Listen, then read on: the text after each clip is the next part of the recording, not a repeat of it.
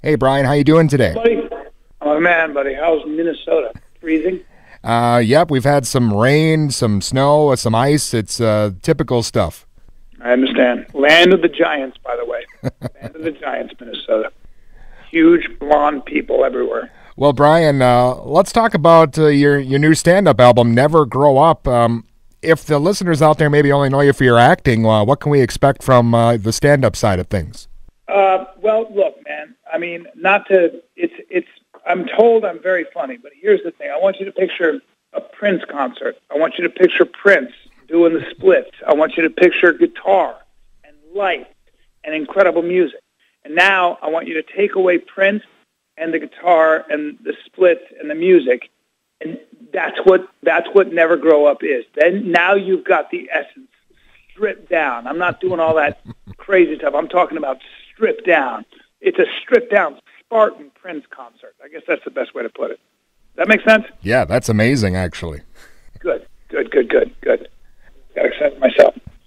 How long have you been doing stand-up? Have you been doing it for since I guess you were starting out in the acting biz? Yeah. Basically, when I realized that as a medium white guy, I wasn't going to be a movie star. I was like, you know what? I wouldn't cast me as a movie star. I got very realistic with myself. I made a speech at a wedding like 25 years ago. And my girlfriend at the time was like, hey, listen, dude, you're not going to be a movie star. You just don't have it. But you're funny. You're very funny, and you're a jackass.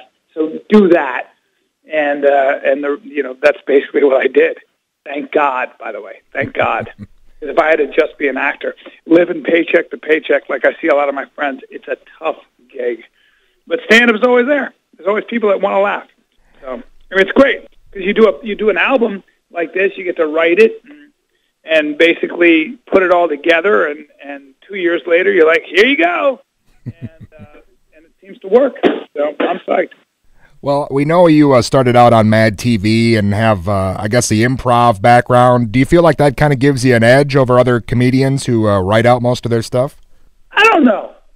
I mean, it's such a personal thing, stand-up, that, I guess for my style of comedy, where I do a lot of characters and I do a lot of scenarios and I tell stories, I don't really tell jokes, I think probably, yeah. I think it's probably helpful. Everything's helpful in comedy. If you took dance, that's helpful. If you were a boxer, that's helpful. It all informs, right? It's all an expression. You're using your body up there. You're using your voice up there. You're telling stories. You're trying to get people to laugh. Trying to get people to laugh for an hour is no joke. And so whatever you got, you throw at them. That's the way I look at it. Well, and again, the new album, Never Grow Up, is out now. And I got to say, I really love your work on the Goldbergs. And I got to ask you your thoughts, I guess, on that whole time period. It seems pretty accurate to the 80s. Hey, man, that's my generation. So, yeah, I would say it is, no doubt. And it's such a privilege.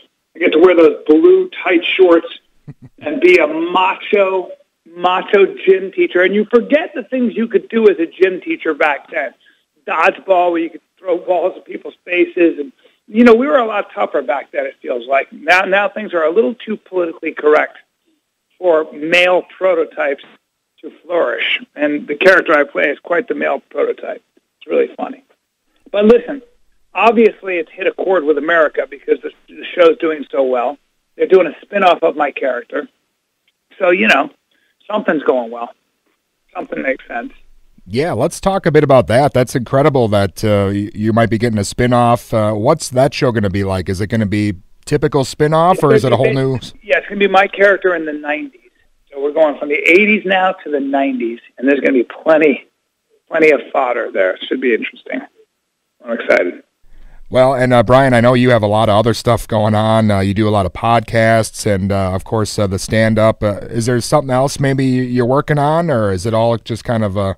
Well, I got the Goldbergs, I got the spin-off, I got my stand-up, I'm working on a new album, I got the podcast, I got 2 kids, and it's kind of crazy. So I'm pretty busy.